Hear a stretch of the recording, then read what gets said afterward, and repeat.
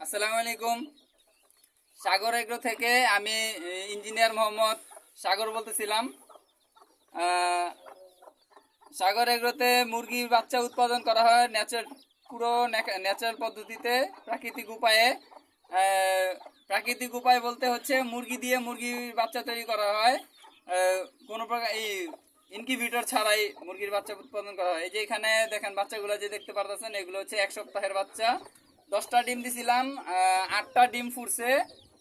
আর 2টা ডিম হচ্ছে, 2টা বাচ্চা ইঁদুরে খেয়ে ফেলছে। এখানে মনে হয় এখন 6টা বাচ্চা আছে। আহ, আর আরো এখানে আছে, আরো দেখেন, দেখতে পারবেন।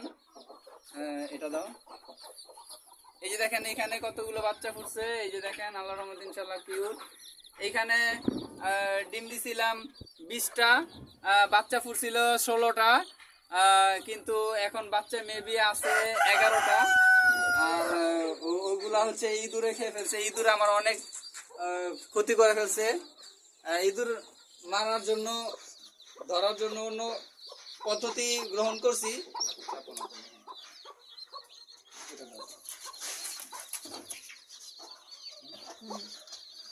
এইখানে দেখেন আরেকটা মুরগি বাচ্চা ফুটাইছে। এখানে এখানে মুরগির বাচ্চা আছে আল্লাহর রহমতে ইনশাআল্লাহ 9টা।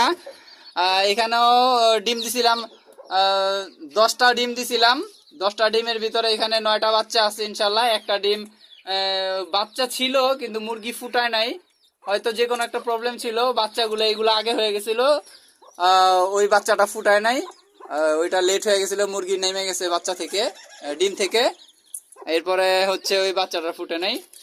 এইখানে এই বাচ্চাগুলোর বয়স হচ্ছে আজকে তিন 3 দিন।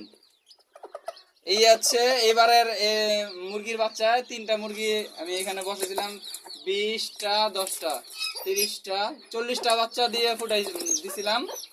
40টা ডিম থেকে আমার এই কয়টা বাচ্চা এবার ইনশাল্লাহ ফুটছে ইনশাল্লাহ। আরো অন্যদিকে আরো বসাইছি,